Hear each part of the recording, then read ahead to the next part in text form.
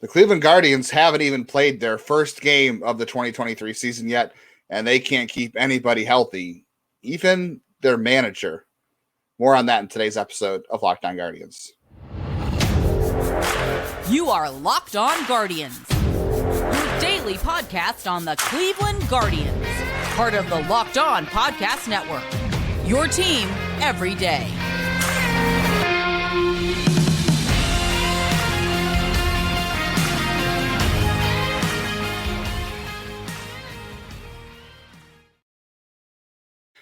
Hi, everybody. Welcome to another episode of Locked On Guardians. I'm your host, Justin Latta. Jeff Ellis is having some technical difficulties. He might join us at some point today during the podcast. If not, you are stuck with me for the next half hour or a little bit longer, depending on how things work out. I want to thank you for making today Locked On Guardians your first listen today. Every day we're free wherever you can get podcasts. That is Apple, Google, Stitcher, Spotify, Odyssey. We're on YouTube, Amazon. I used to have an app called Podcast Addict. It was pretty bad, but if they have us on their podcast or on their app, we'll certainly take it. And want to let you know that today's episode is brought to you by FanDuel, official sportsbook of Locked On Guardians and Locked On Sports Network.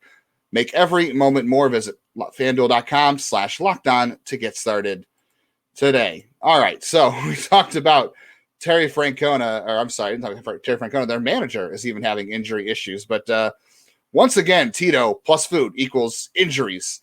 This is the guy who ordered so much ice cream. His stomach hurt. I think that was during the World Series at one point.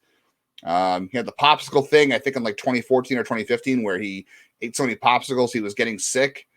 He rolled over during the ice cream incident on a remote or something. I think he thought he was being stabbed. So there was that. And then, chew so much gum, who knows, how his jaw feels. And then today he is giving yesterday, he is giving his first speech of the spring training to all the players for the first time. And he was nervous the night before and cooked some pasta and apparently forgot to cook the pasta long enough and ended up chipping a tooth again. I think he's had teeth issues in the past too. And he's had to find a dentist on very short notice, thanks to the Guardians trainer staff. They just have a dentist on call like they do in the NHL for him, apparently, because that's happened more than once to him. So Tito plus food equals injuries. Maybe he is trying out for some new version of man versus food. I don't know. But yeah, that's another injury the Guardians have had. I'm sure Tito will be okay. The other injury update today was Myles Straw is going to be out of the first few games of the Cactus League with I believe a knee injury. I think Paul Hoynes at Cleveland.com had that. Doesn't appear to be serious. They're being overly cautious with that. That's fine. But man, it just seems like every day we come on here, we have a new injury to talk about, and you really hope that at some point no news should be good news. But there hasn't really been a day of no news since camp opened, right? So we might be desperate for a day of no news, as much as Jeff and I sometimes are like, all right, what are we going to talk about today? We haven't run out of things to talk about, at least on our end. Maybe you think that we've stretched a little bit thin at times, but we haven't had a day yet in spring training where we haven't had any injuries. So let's hope for a newsless day one of these days at some point when it comes to injuries. A lot lined up here on Locked On Guardians today. We're going to go through spring trading storylines, and I think the main storyline already out of the gate is going to be keeping everybody healthy. Let's get to March 30th in Seattle. I had to look at my schedule calendar on my wall and check when opening day was, but let's just get everybody to Seattle. Let's get them healthy and see if we can get through this. And then that includes all the guys in the World Baseball Classic, which we'll touch on in a second as well. Looks like Jeff has overcome his technical issues and is here to join us once again. Welcome in, Jeff, to today's episode. We were just talking about Terry Francona chipping his mess today. His undercooked piece of pasta. So I don't know if he's trying out for some new season of man versus food, or they need to have a dentist on call for him. That's the second time he's had a tooth-related injury that they had to have a dentist come in on call for him. This is the guy who had too much ice cream during the World Series and was sick and then rolled over on the remote, thought he was being stabbed. And then also, I think he had, I said it was like 2014, 2015, where he ate too many popsicles and his stomach hurt too. I'm like, This guy just has more food related injuries than anybody He's I've ever just heard 5, of. right? Like, I mean, this is I ate too much ice cream, I'm sick. I had too many popsicles, I'm sick. I mean, he's like my 5-year-old. That's what it is. Camera angle's a little weird. I'm just gonna do a quick apology. My main computer isn't working, so I'm using my secondary computer with everything plugged in. I don't know why this one, the 10-year-old computer is fine, and then my new one is having streaming issues. But that's why it's going to be a weird angle today. So I'm just going to apologize for that right now. Well, but yeah, no, I mean, essentially, we're just glad to have you here. Yeah. No, essentially, like I said, he is having the same problems my 5-year-old has, like issues with their teeth, with eating too many sweets. Like, I mean, it's mildly entertaining in that regard. Yeah. So we had the Myles Straw injury too. He is going to miss the first few days of Cactus League play with the knee injury. Doesn't seem to be super serious. But I was just saying, I think there's another every day we have a new injury update on here, and I'd like to have a day where maybe we don't have any injury news on any of that. Would be fantastic. So we can just talk about other things other than someone getting hurt. And I think so we're talking about spring training storylines. The first thing I thought of was let's just get everybody to Seattle healthy on March 30th. Let's get everybody to the World Baseball Classic, back from the World Baseball Classic.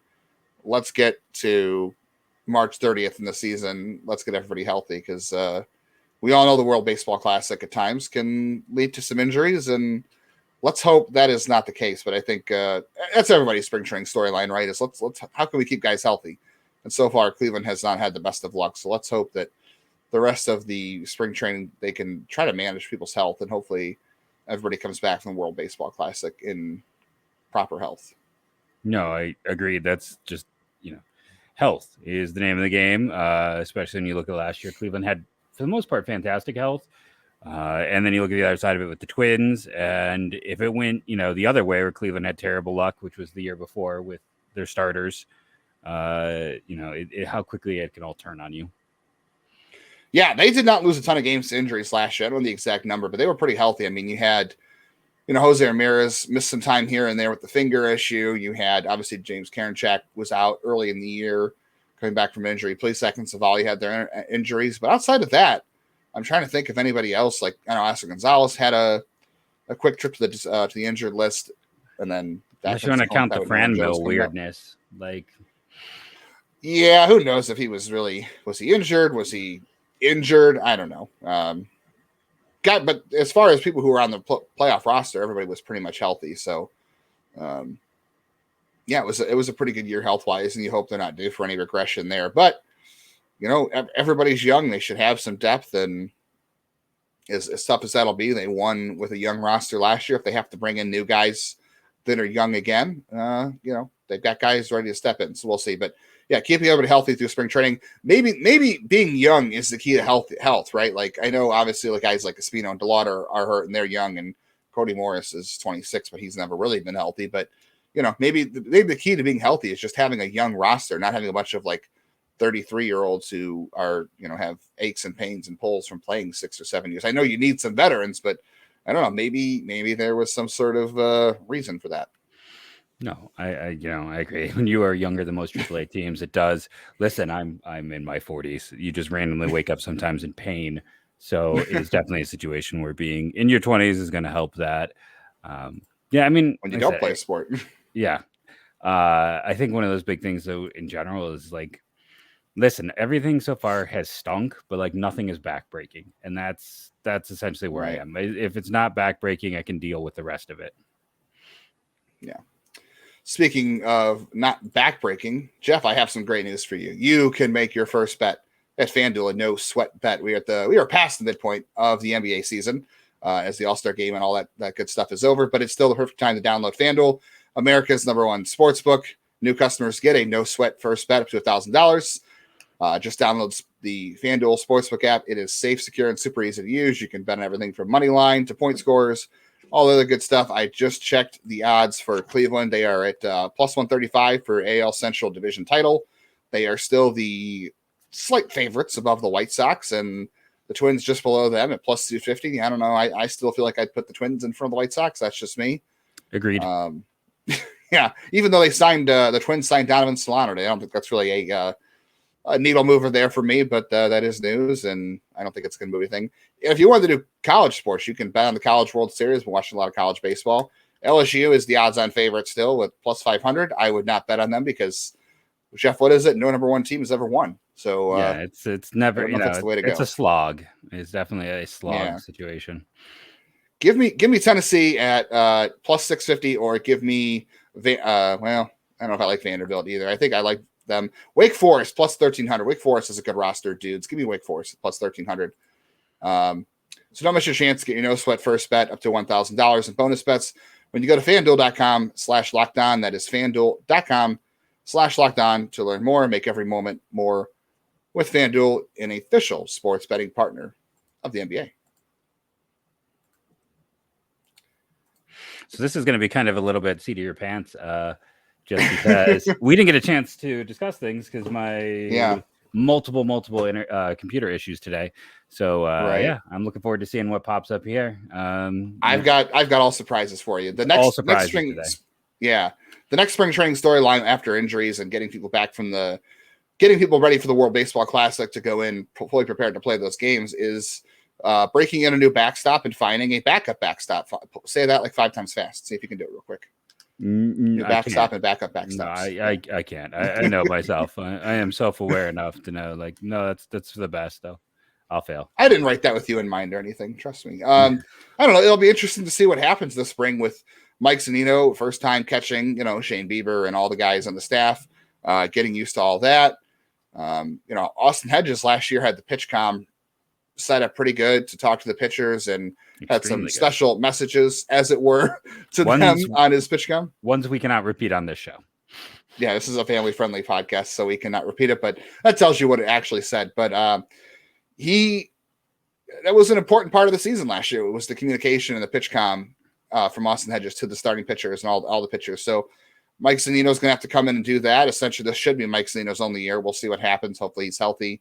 Speaking of guys being healthy, but it's always a risk breaking in a new backstop. I mean, the Guardians, Cleveland has gone from, they moved Santana to first base. They had Yan Gomes back there. They broke in Roberto Perez. Then it was Austin Hedges they traded for midseason. He came in, started, and then when Perez was hurt and gone, Hedges came in. So this is the first time they have really had a season start with a brand new catcher in quite some time. So I will be interested to see. I think Zunino will be just fine. He obviously has the reputation, but it's always interesting to break in a new catcher with on a team who relies on pitching and catching defense. And then, you have to go out and figure out which of these guys is going to be your backup catcher for the first 2 months, which guy is going to, eventually take the plunge and get DFA'd for when Bo Naylor finally comes up.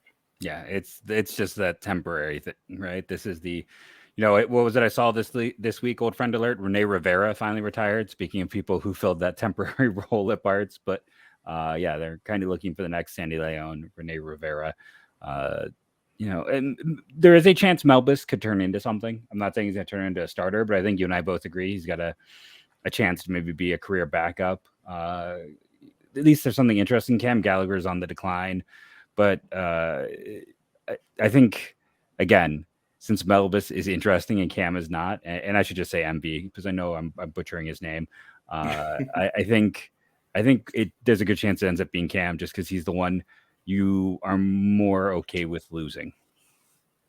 Yeah, I think it makes sense for them to create that spot later in the year, right? Because first of all, they're going to need to create the spot right now. If when they break out of camp, if it's not Bo Naylor or Brian Lavastida, they do have to go out and create a spot. And who knows if that'll end up being, Cody Morris if things don't go well. We don't have any indication that that's going to be a problem yet, but we'll see how that goes. Somebody, unfortunately, the way things have gone so far, somebody else is going to get hurt and that spot's going to open up by itself. But, create that spot for the backup catcher, and then you can DFA the catcher when you're ready to bring Bo Naylor along. And then you have kind of an open roster spot, and Jason Billis could be that guy too. I don't know if they'll sneak him through during spring training. Maybe they create it that way and they don't have to worry about it as much, but it might make sense to have 2 spots that you are comfortable moving on from at some point, just because you need that fluctuation on the roster. You need that soft landing spot to make moves. So whether it's the backup catcher. And the nice thing is with Naylor and Lavastida both on the 40. Yes, roster fodder, as it were, from our good friend Tony Lastoria. You know, if you need to make moves throughout the year and have those two open spots, and like I said, the good thing with Naylor and Lavastida already being on the 40 is you don't have to create spots for them; they already exist. So, I would also like to see what they do with David Fry this spring too. We talked about him a lot. Other people have talked about him a lot as well.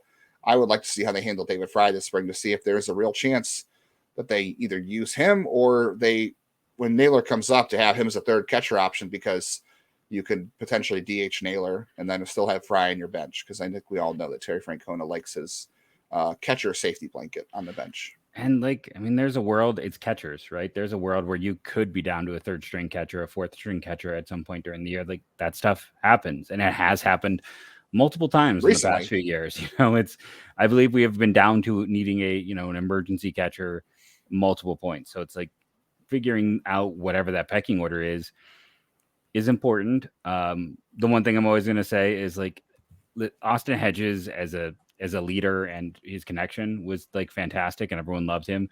And that was probably what they're going to miss the most, because the defense was in decline. But when you look at the lineup, again, I'm just going to state the fact that he was literally the worst hitter in baseball over the last 4 years. There are pitchers in the history of baseball who have hit better than Austin Hedges. And I'm not saying it to denigrate him. I'm saying it just in terms of, like, just about anything they do is going to be an improvement offensively there. And again, he's not. Austin Hedges of 2 to 3 years ago was head and shoulders the best defensive catcher in baseball. He isn't there anymore either. Like, he's still good. Don't get me wrong. Yeah. He's still a good defensive catcher. He's a excellent handler of pitchers. That's probably his best skill. And, he's perfect for the Pirates. Like, absolutely perfect addition for them. But there's a chance, no matter what they do, as we figure this out, if it's Zunino coming back all the way and being that guy who murders left-handed pitching with above average defense, if it's Bo Naylor being a 2020 catcher threat with, like, closer to average-ish defense, like, those are all potential, two win upgrades over that position. I mean, we're talking a pretty massive improvement over what was essentially a black hole offensively.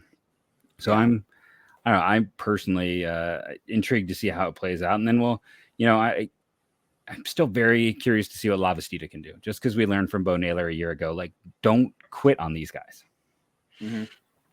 Yeah. Don't give him a mulligan for last year. I think we've said in the past he had the injury last year. He was brought up before he was ready because of the Luke Maile injury and the roster situation. So if he can have a fully healthy year this year, I'd like to see if he can sort of show who he was in 2021 and see where that takes him. There's still the very important part of the bench and some other pitching stuff, other storylines to get to, and we will get to those all in just a moment.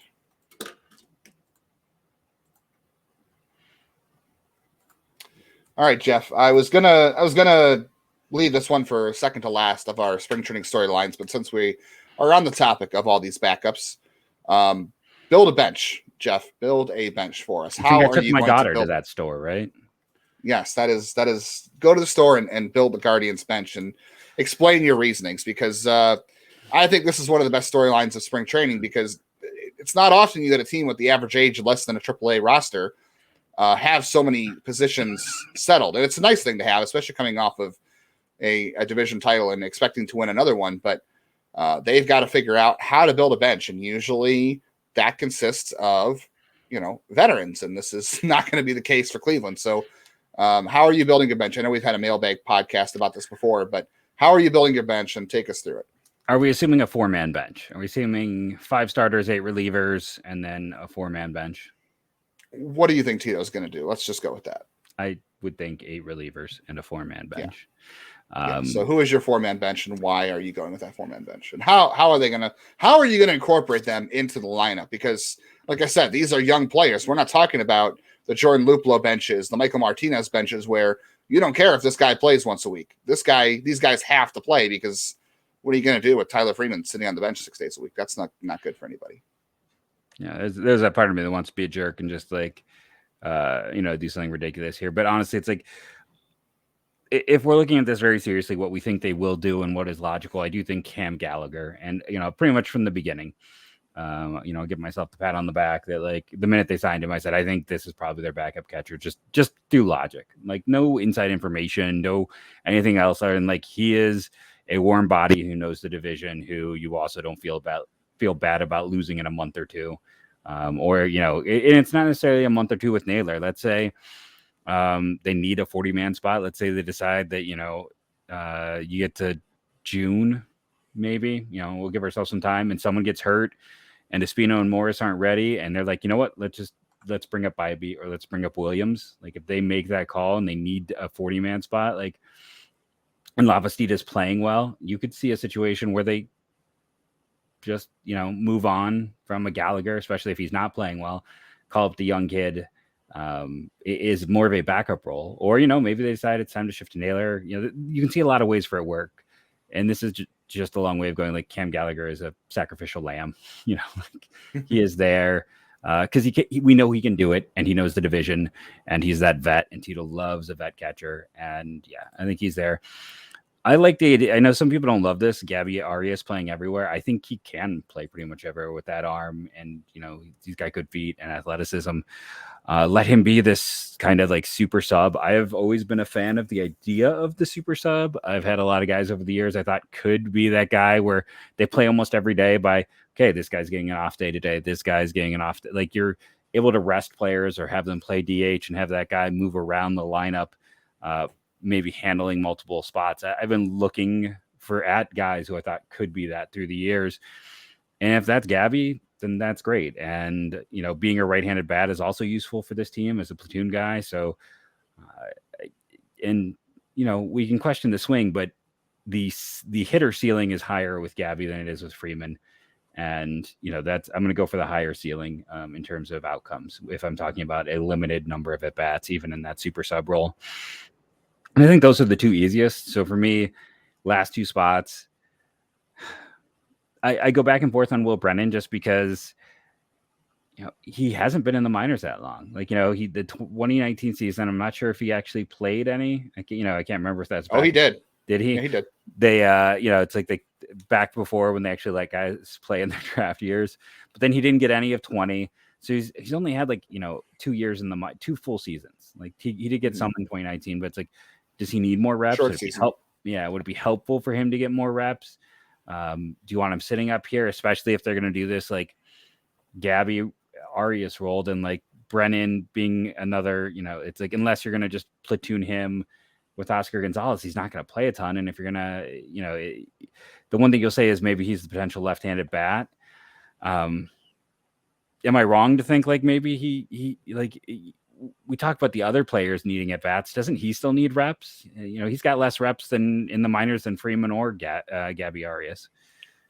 Yeah, that's fair. I think Brennan's ready though. I've said before, I like Will Brennan. I'm probably the highest on Will Brennan. Anybody who doesn't have the last name Brennan. So I think he's ready for big league time. I think Brennan needs to play like 5 days a week, honestly, somehow.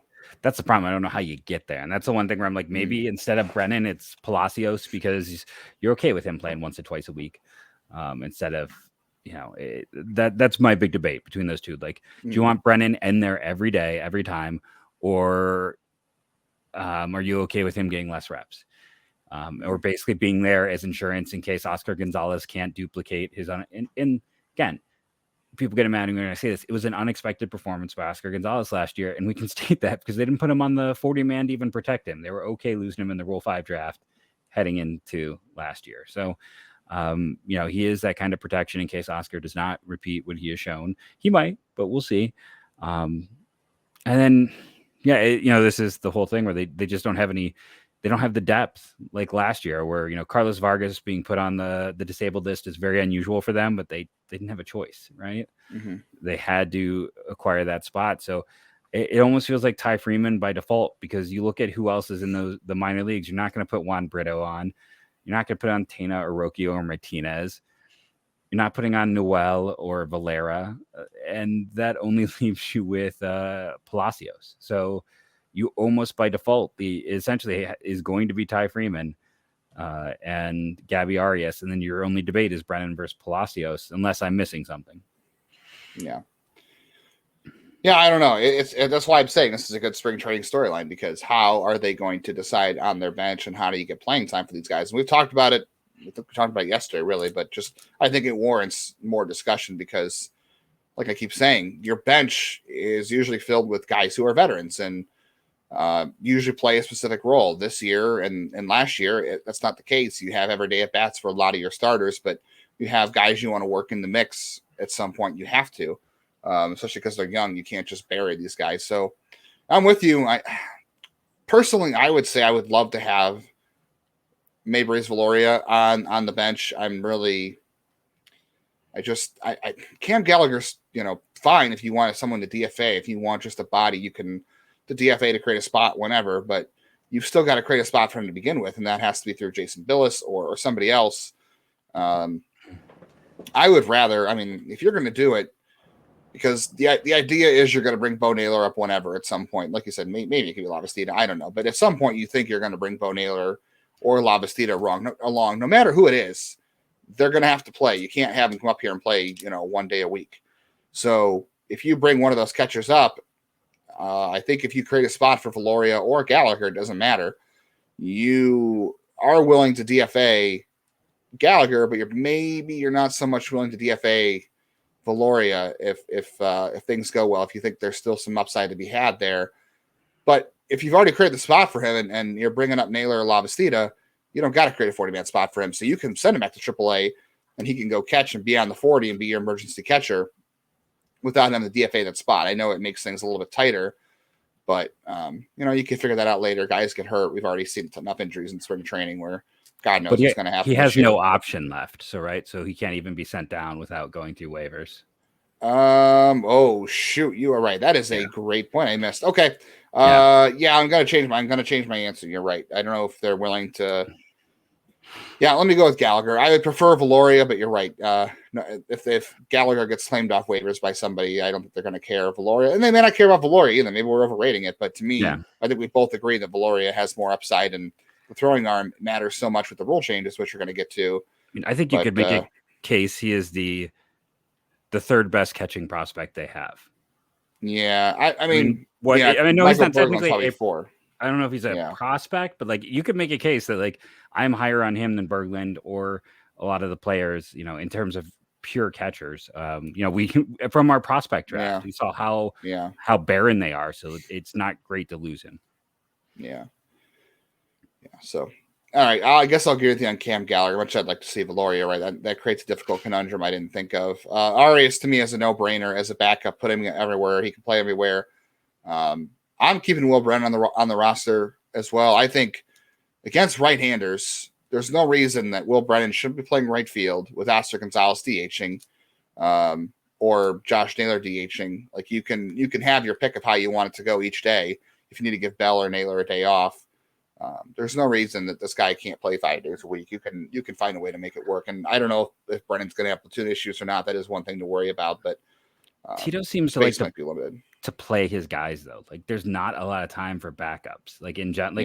That's the one thing that concerns me. It's I know I saw people talking about how the infield didn't rest last year. Nobody rested. This is not a team. Tito plays his starters 100 and the high 130s. As much as I would love that super utility guy or even a Brennan role where those guys are rotating with off days, the DH and all of this, I'm just worried there isn't a setup for that to occur. Yeah, I don't know. I think you can find playing time for him if you're creative enough. He is one of your best 26 players. I think he needs to be on the roster. Figure out a way to get him in the lineup every day, one way or the other. And then I would actually go with Palacios in the last spot. Look, if they're not going to trade him to create a roster spot for somebody, just put him on the bench. He's got enough of approach and enough contact skill to be a pinch hitter. As we saw last year, he can be a pinch runner. I would still rather. I don't think Ty Freeman needs to do a whole lot. He didn't. Last year was his first exposure to AAA, but and he was coming off an injury, so that's tough. But I don't think he needs a ton of time in AAA at this point. I kind of feel like he is who he is. I don't know if any more AAA reps are going to do a whole lot for his career at this point. But I'd rather have him playing every day. I just don't see how you can play two infielders and then possibly get them into the outfield to get time. I would rather see Freeman in AAA at that point and work on things and see what happens. And I just don't think there's time to play all those guys. So I would go Palacios unless they make a move to move him off the roster, and you got to figure it out. But I think I would go with Palacios in that role where you're comfortable letting a guy sit at the end of the bench a little bit longer than others. I'm good with that as well. Yeah, two more storylines here before we wrap things up and come to the after show. I've also got a question for our listeners before we get there too. Who is the eighth reliever? We think that Cody Morris could be the last reliever. We don't know yet. Let's assume that let's go through, okay, if he's healthy and not healthy. If he's healthy, I think he is the eighth reliever. If he is not healthy, give me, I don't know, create a spot for, I think they're going to send Tuki Toussaint to AAA to work on things first. I don't know if he'll necessarily. And they'd have to add him. Yeah. And if you're already adding a catcher, then you got to create two spots, and that gets. Yeah, I mean, it's not going to be.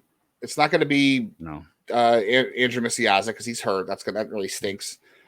I guess you can go with Heron, but I feel like maybe if Morris is hurt and he's hurt, yeah, it has to be. If Morris is hurt though, and he can't be the last reliever, put him on the IL and create a spot for one of the non-roster guys that are on the list. I suppose we'll see. That's all I can really think of. I mean, I think Zach Meisel of the Athletic said that they're going to work Jason Billis as a reliever. Yeah. I don't know if the spring is enough time to get him into that role, but if it's not Morris, I don't know. Just pick the best NRI guy, throw him in the bullpen. Make it even Peyton Battenfield. I don't care. I mean, give him the guys. There's so much pitching going on at AAA. You've got to move somebody up. So if it's not Morris, use Battenfield, I guess.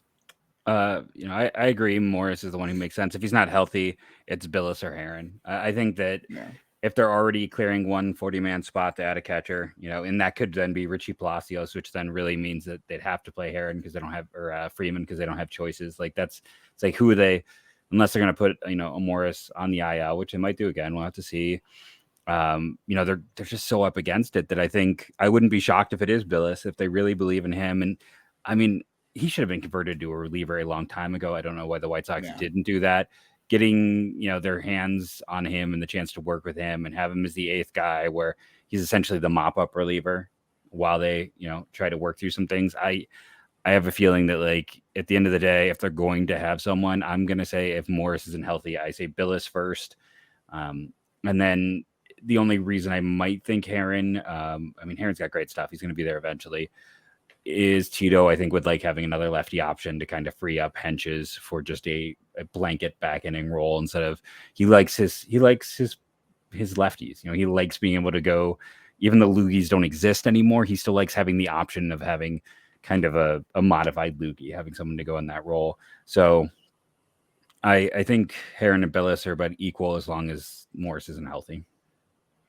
Yeah, I hope he is because he makes the most sense in that spot, but it's going to be tough because if you're going to use Billis as a guy to push through waivers and hope to keep him to create a catcher spot for Cam Gallagher, that's going to be tough if you need to use Billis as the eighth reliever. So it'll be interesting to see how they play that out as games get started on Saturday and throughout the rest of spring training. And our final spring training storyline, getting used to the new rules. Obviously, that'll be an easy one to watch for. Like I was saying the other day, the big bases, no one's going to notice on TV. I'm sure they'll talk about it. The big bases probably isn't something you'll really have to take a look at getting used to, at least from a viewer perspective. But the pickoff rule, the pitch clock, all those things be worth watching for as far as, what you can see on TV. And obviously, you're going to look at guys like Zach Plesac, who let's see how his pickoff move is affected. If it's better, if he's more lethal with it because of the limit, the rule is what you don't show the guy your best move on the first throw over or maybe in the first two. So does that help or hurt him? I don't know. Does it make him get more valuable? We don't know.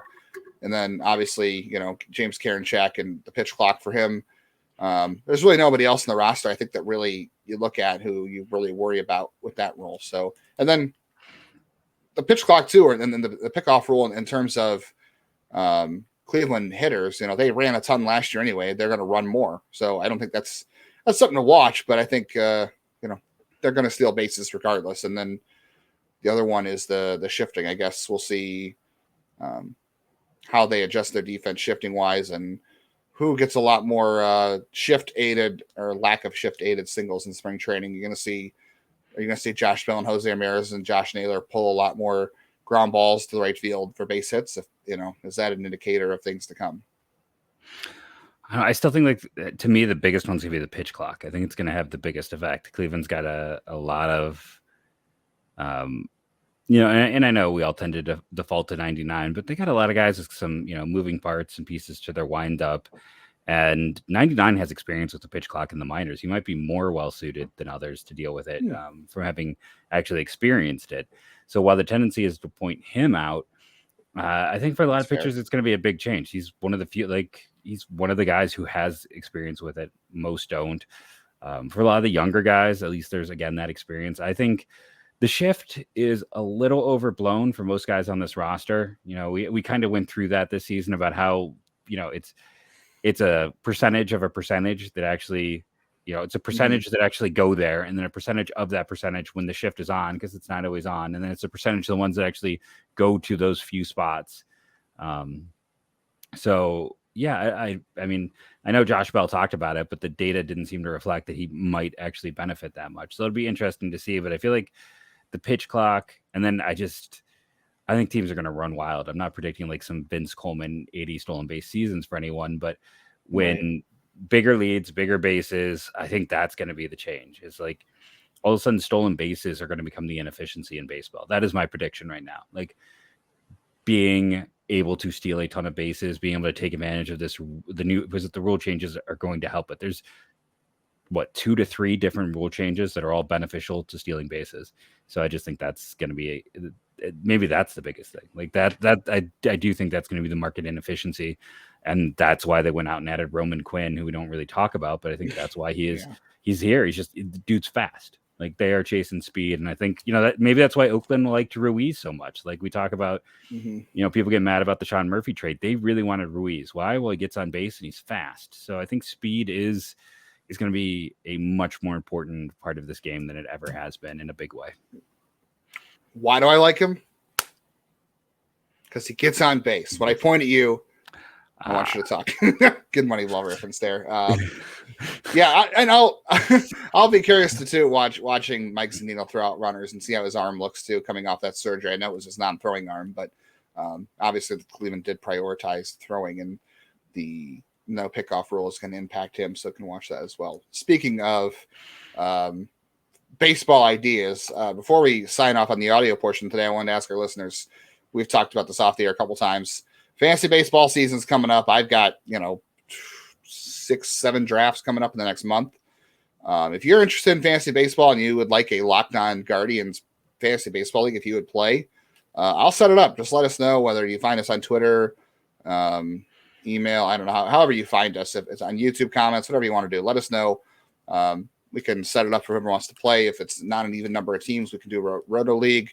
If you're familiar with fantasy baseball, if it's an even number of teams, we can do head or we can still do Roto. So if you're interested, let me know. If you have a format you're interested, let me know, and I'll set it up if we get enough interest. I am always down to join another fantasy baseball league. I'm in too many, so at one point it's like it doesn't matter how many I join, because I can't keep up with them all, and I can't win them all. But once you've passed that threshold, you might as well just keep adding more, and I'm interested in it. So Jeff, are you in if we do this?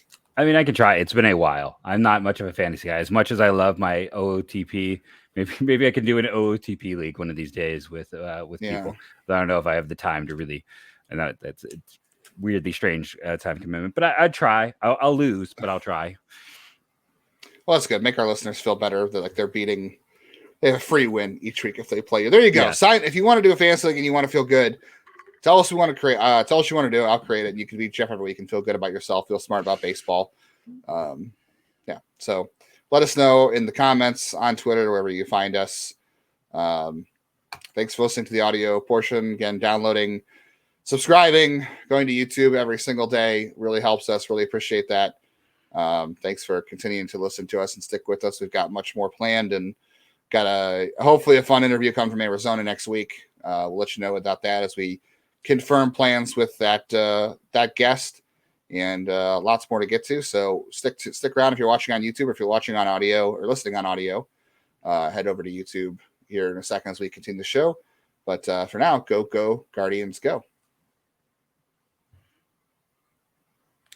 Can I steal the mic here for 1 second and ask you a question? Just now that the audio is over. Absolutely. So, Yeah. I was looking over some things and thinking about some of the things we've discussed. And, you talked about Tuki Toussaint and we talked about Cody Morris. Does it feel like maybe the Guardians are specifically looking for a multi-inning reliever, or that they want to start cultivating one? Maybe like when you talk about, we really haven't seen them use that term too much in the past, but that is like very quickly like, well, Cody Morris, maybe we're gonna have him start as a multi-inning reliever if he can't come back healthy, and like that language has been used to Tuki Toussaint. Is this something that maybe they're looking at? Are they looking at maybe getting the more of a focus on this idea of like, not trying to push an extra time through the lineup, then get that reliever who can come in and pick up some of the slack for maybe 2 innings before you go to the elite back of your pen? And with all the guys they have at the back of the pen, then maybe giving more rest to all of those players as well. That's a good idea. That's a good thing to think about. Yeah, I mean, I think last year they went to. I think we could agree they probably went to Class A way too often. They went to Karinchak way too often. They didn't have choice early on. Yeah, because he was out. Yeah, so Stefan had stepped up, and Morgan was one of those guys. Yeah, if you have a guy who can give you 2 innings, if you bring him in the 7th, even. If he can bridge you to the 8th and you can give somebody a night off, or if the starter gets knocked out early, I know there's always that, quote unquote long man thing people talk about, but they haven't really ever had one. Usually if the starter gets knocked out early, it's like, Eli Morgan or whoever is the pitcher, and you're okay with putting in when you're behind and try to keep things close, or just give everybody else the night off to be ready for the next day, kind of throw up a white flag a little bit. Yeah, I don't know. I mean, it would bridge the gap. You're right. It would keep things shorter. I mean, we were talking about this with the schedule the other day. They need a 5th starter out of the gate every single week. They're playing 6 straight games. Then they have off days on Thursdays every Thursday in April, which is so strange.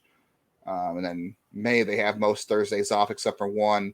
Like there's not a lot of weeks where they don't need a 5th starter, like the way the schedule is set up, you pretty much, I guess, you could skip somebody on that off day, but like right away, you got 6 between Seattle and Oakland. You got 6 with Seattle and New York, and you have a day off. Then you have 6 with Washington, Detroit, and then you have a day off. Like you really can't skip anybody. You have that off day to reset. So I wonder if having a multi-inning reliever gives you some flexibility and bringing guys along slowly and not pushing guys early in the season, because we saw how well that worked out. I mean, obviously, early in the year, Beaver didn't pitch his best.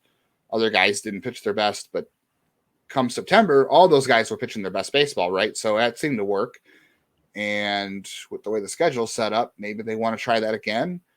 And, if it helps, like you said, if it helps you bridge to the back end, maybe you can skip a Stefan or a Hench's appearance, or you can skip a Karinchak appearance one night to bridge the gap. Maybe that makes sense. But I also think you have to do it with someone really talented too, right? Like you can't just do it with anybody. You don't want to make him into a mop-up guy. But I think you have a good point there, where it's like the super sub idea, right? But for pitching, I think it would be good, especially considering, Aaron Savali has not been able to stay healthy either. That could be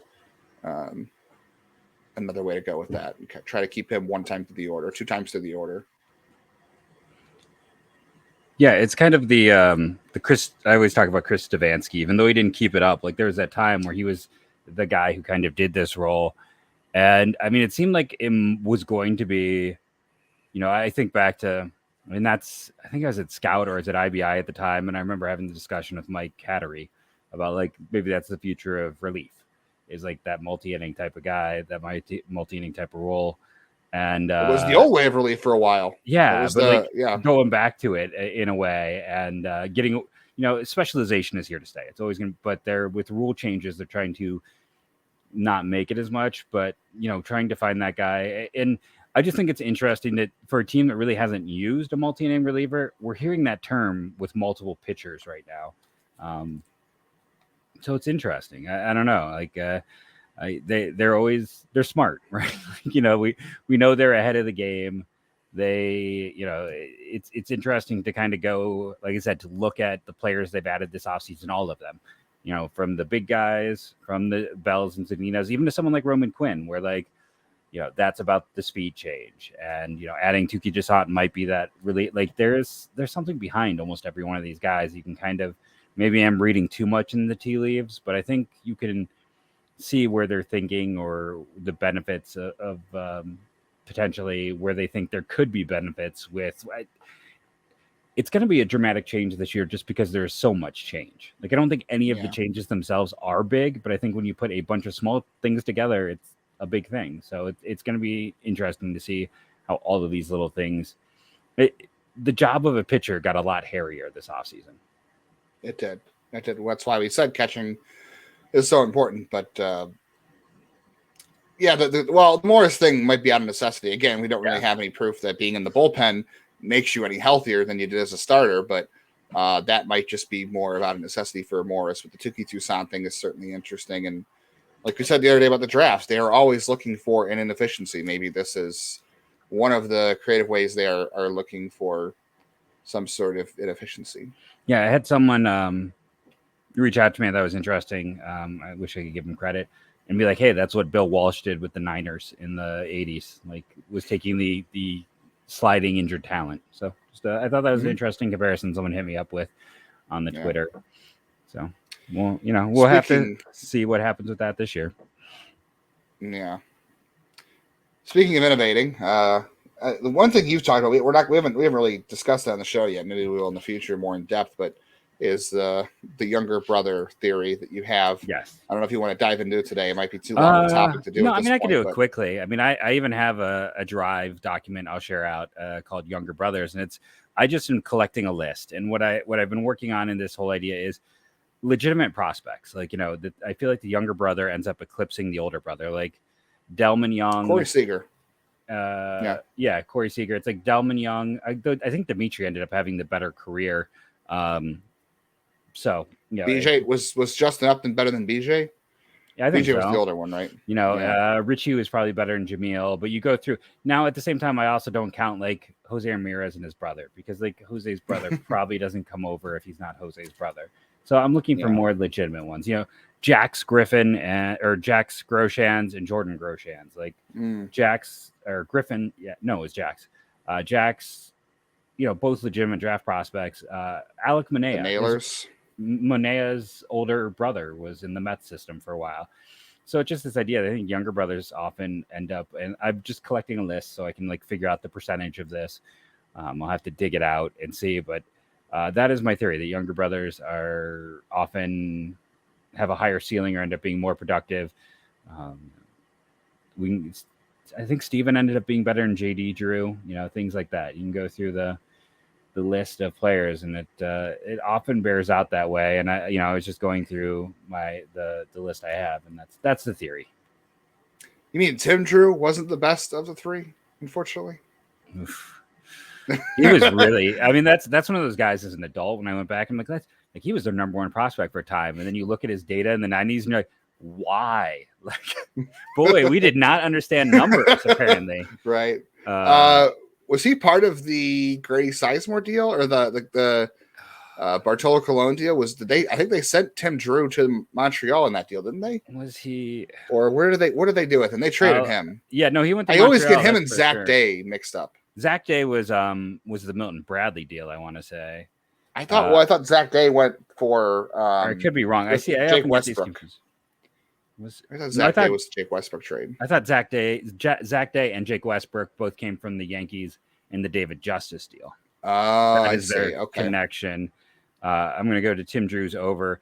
Yeah, they got and the great Ricky Leday. You're right. He was in the Cologne deal. Okay, wow. So they gave the Montreal Expos Cologne and the guy they thought was the number one pitching prospect, but it certainly worked out better. By that time, he was definitely not their number one pitching prospect. Yeah, they had tried him in 2000 and 2001, about 44 innings. He was a failed prospect by that point. He is interesting though. A 6'1" righty. He was undersized from the start. But yeah. Well, that wasn't what I was trying to get into, but if the younger brother theory works, there was an article in The Athletic today about Jaison Chourio. Jackson Chourio's younger brother, if you're not familiar with, is vying for, if he is not the top prospect in baseball, he's certainly top three most places. was 18 years old and slammed his way up to AA last year. Was a fantastic story, and there was a good story in the Athletic today, on Tuesday, I should say, on Tuesday. I had Monday off, I had President's Day off, so my days are actually kind of mixed up. But on Tuesday, there was a good story in the Athletic about him, just saying that a lot of people think he could be better than his younger brother, that he wants to be better than him. He has someone to lean on, and he might have hit for the kind of power that Jaison Chourio has, but just saying he doesn't really have a whole lot of holes in his game, and the sky's the limit for him. So is the Jaison Chourio hype train taking off already? I mean, this guy just came into the States for the first time recently, and he's going to probably play the start of the year in extended spring training. He's not even 18 yet, right? He's still 17. Yeah, when does he turn 18? That's a great question. Gosh, he doesn't turn 18 until May, so he'll be 18 this season at some point. So, I mean, and then for a guy like that to have an article already written about him on the Athletic, something like that, you know, and we've talked about ranking him before, and if we're ranking him based off his brother's name a little bit, and we agreed, probably we are, and some people are, but everyone's always guilty of that. Bloodlines are a thing for a reason. Yeah, they are for sure. That's why we talked about it. That's why he brought it up. But you know, the hype train, it sounds like it's there. It could cut off. It could go off anytime. And I hope we get a chance to see him in Lynchburg, like, I don't know, July. That's where I'm putting my expectations. Like, that's probably best case scenario. I think the Cleveland being conservative, it'll probably be like September for like a week. We'll see him.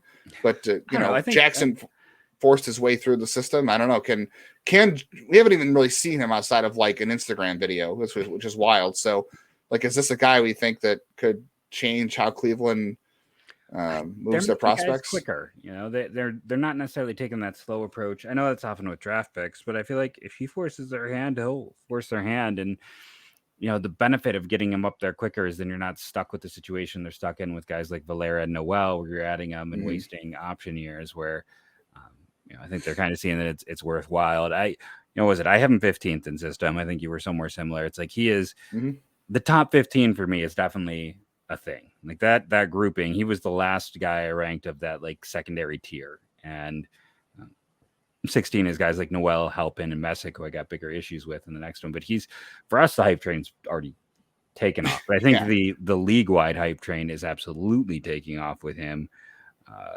relative to all things what we're seeing. And listen, the eyes are going to be on him.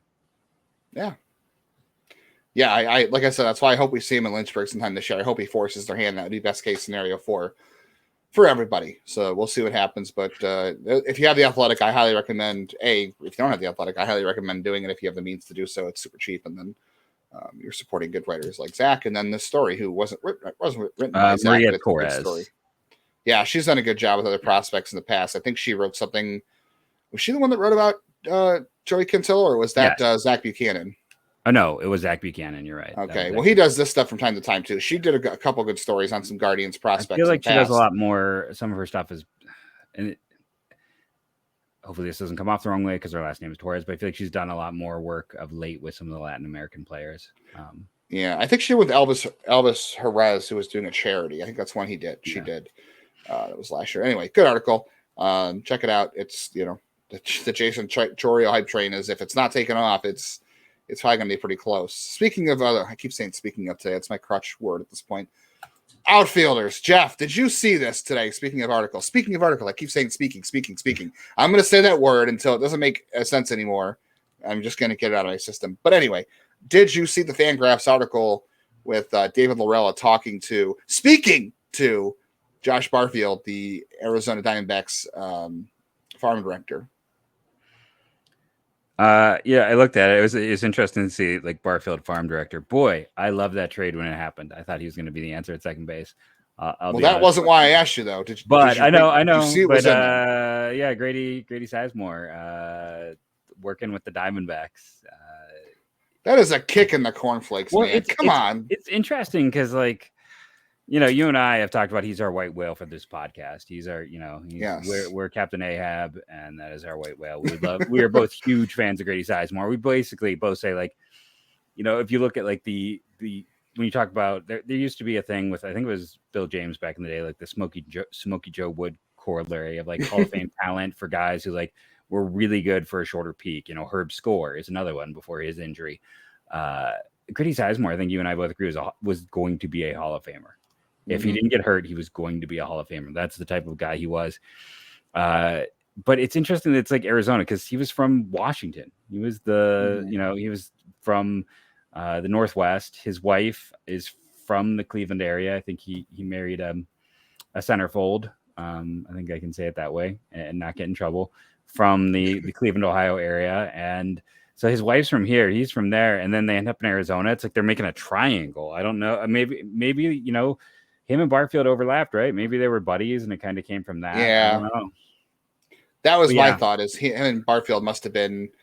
I mean, Barfield was up in 2007 and then was miserable, got sent down, never came back. But 2007, Grady was at the peak of his power as well. So they must have become friends. It is interesting with Barfield being the farm director there. And the article was really good overall. It was talking about, what kind of help would you have given yourself as a player who won the Rookie of the Year and then struggled after that? And, how do you apply that to being a farm director? So it was a good article overall, but it was just a little kick below the belt to see Grady Sizemore working with the outfielders in Arizona. And Barfield compared Corbin Carroll to Grady Sizemore, which I was like, oh boy, that's fantastic, but it's also hard to see. And there was a time where Grady was, what's that? I just wanted to, there's some truth to that comp, but I also did want to point out Barfield came back in 08 and 09. So there was some more chances. Yeah, he never really stuck. Reclaimed.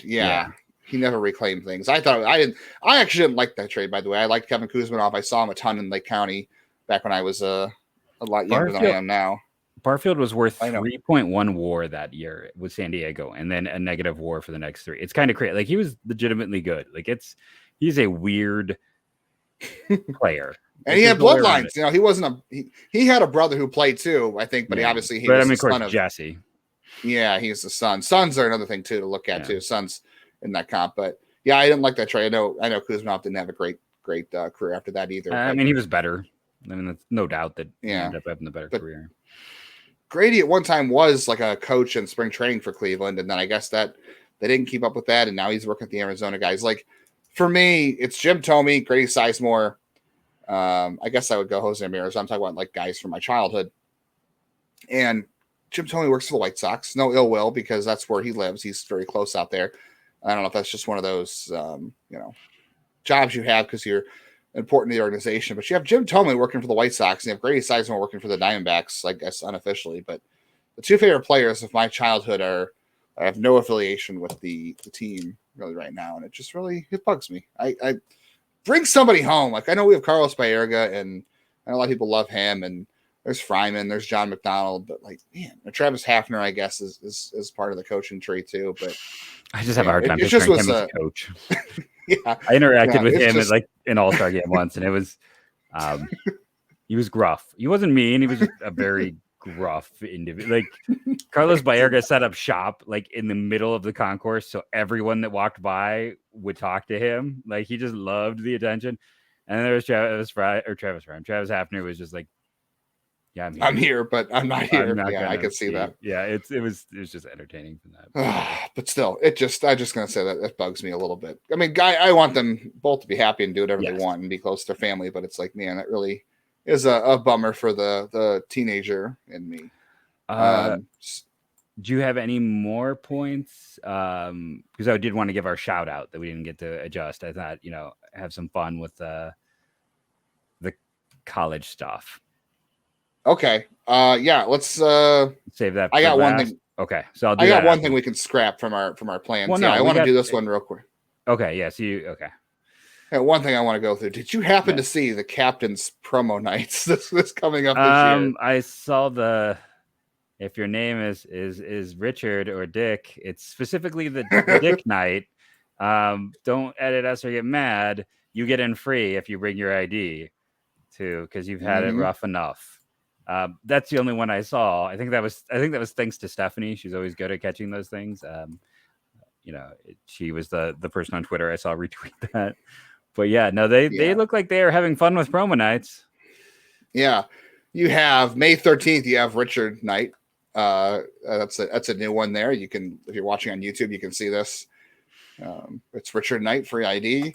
May 6th, out of order here. You have T-Rex Appreciation Day. They did tease on social media. They had they found a quote unquote egg, some kind of dinosaur egg. So they're running with that.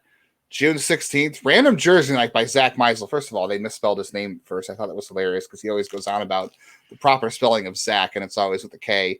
But if you love your random jerseys like Zach does, and he's made this whole thing, so Zach's going to be there on June 16th to judge the most random jersey. That was a fun one, I thought. I will unfortunately be on the beaches at Jamaica during that one on my honeymoon, so I'm sure you'll feel very sad that you'll miss that. Yes, while you're I will be. You'll be on the beach. Just, I wish I was in Lake County. 7:00 Eastern time. I don't know what time that is in Jamaica, but I can tell you that I will probably. I think it's the same. I will not be sober. I think it's the same time zone. Is it? August 11th, we have Midnight. Can they get Jabba Chamberlain to come back and like host this night? Yeah, it's a shame that the Yankees minor league isn't in there. Like, that would have been the best team to have. Akron could do it against Somerset, but yeah, this is a good one. I like this one. I'll see what they do, but maybe they'll surprise us and bring Jabba Chamberlain home for this one because he was an Indian at one time. This one's early in the season. I'm out of order here, but John Ryan punt challenge. You can try to out punt him, and I think they're going to get a chance to. There was one they talked about tackling him too. I don't know if they're going to allow kids to tackle him this year. We'll see. But catch punts and from John Ryan, that's pretty fun. One of the new owners of the Captains. And then what was the other one? That's not the John Ryan punt challenge. So, Captain's having some fun with promo nights this year. They have Wine Wednesdays, Taco Tuesdays, Bring Your Human to the Park Thursdays, Firework Fridays. They have a bunch of I'm trying to think other ones on Sundays. Did they do any crazy food things? I always appreciated how Akron went kind of like. Well, they have. I don't know about that crazy food. They used to have the Moby Dick, which was like a giant sandwich, fish sandwich. I don't know if they still do. I never tried it, but it was interesting. They have Sausage Fest night too. I saw that one. That was up there. But yeah, no, I mean Akron. I always appreciate that with Akron. Like I don't know if they still do. I've kind of fallen behind, but Akron would always do some crazy random things. I always teased Leibs that I was going to try like whatever one looked like it would be the most gas inducing and just do it. Yeah. I never actually did it, but I tried the chicken teriyaki in the pineapple bowl. That's pretty tame, but it was pretty good. And I think I might have done the meat trio, which was like a hot dog, a Polish sausage, and something else. It was good. It was fantastic. It wasn't great after, but it was good. I am curious to see what they do to upgrade the TV there, since one of the recent announcements is also like talking about watching for that. Yeah, because I mean they made an announcement about the streaming with it, so I assume they're going to upgrade because we talked about it was less than ideal. So I'm curious to see what goes. The last thing I just want to point out real quick, I thought this was a great tweet. I hope people are still listening to this at this point. But Bruce Sherman, who is the owner of the Marlins, pointed out at a press conference on sometime in spring training the last couple of days that the Marlins will broadcast on TV regardless of the outcome of Bally's, either locally, on cable, or potentially MLB Network locally. The MLB Network thing would be kind of rough because not a lot of people are getting MLB Network. I don't, but he said TV locally. I don't know. Maybe we can tease this as a longer conversation for tomorrow before we get out of here. But it'd be great to see Cleveland get back to having games on Channel 3 or 43. When we were kids, we were talking about. Yeah, unfortunately, if this is a good opportunity for them to get back to doing some games off of paid cable, you can get back to doing on like network TV or however that works. And I know it'd be a fun opportunity. I know everything's changed, so it's like saying like, well, I wouldn't be a fan if I was a kid today because I wouldn't have access. I know kids watch in a lot of different ways, but it's just that was a special thing. So it would be nice to see like I don't even know what like UAB now, like that channel, like that was UPN, but I think that got sold again. So it's unfortunately it can't CW. be that. But I think like that whole like there was talk that all of the CW channels were going to be packaged and sold. So I don't even it's the this isn't Locked On Cable rebrands, but that's you can look forward to that one in the future. The thing I was talking about that I'm like, we have to point this out, especially today is Tuesday, but so some teams are playing. So even as we're recording, this may no longer be true, but we had to jump on when we had the chance. University of Akron baseball went away for a while and it came back. And I like to shout out when fun things are happening. They have a player, Jack Firestone, very appropriate, came from Purdue, and heading into today's slate of games for any of the teams who are playing on Tuesday, he was first in the country in total bases and tied for third in home runs. It's early season. It's the definition of small sample size, but it is. You just got to take a moment, give a shout out to a Firestone playing for the University of Akron, who's leading the nation in anything. So it's just nice to see that for that small school. And I thought that was kind of fun. So I wanted to shout out the kid. I know a year ago I shouted out some of the pitchers when they were really excelling in the preseason. And, we'll talk at various points, some of the college performers. I'm going to forcibly drag more draft content onto this show at points because it is a love of mine. And honestly, like throwing in a mock draft here or there, it pulled some really great numbers in the past. We can also have some fun with that. But I just wanted to take a moment and say it's kind of a fun local thing. And, if you're in the area, I used to love on Friday nights. Now it's not Akron, but I would head to Kent, catch a game, go to, was it Tonto's Tacos, get some of the stuff there, and then head home. It was a thing. Really fun experience. Fans really get into it. If you can go see a Kent Ball State game where those two teams hate each other, I recommend it. Go have some fun, support a local college team. Go Zips. I'm a proud Akron Zip and I love to hear it. Especially I worked for their baseball team for a season and got to watch a couple of guys who made it into the minor leagues and professionally. I saw Chris Bassett. So always proud to hear the Zips doing well.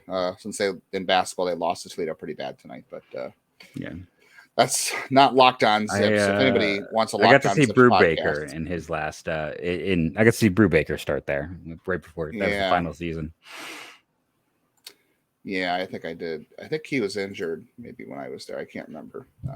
So all right. Well, I think we have really given our listeners more than everything. Yes, than they can ask for today, or maybe too much. Maybe sometimes too much of a good thing is possible. So. On that note, I think we will say stay tuned till tomorrow and go Guardians go.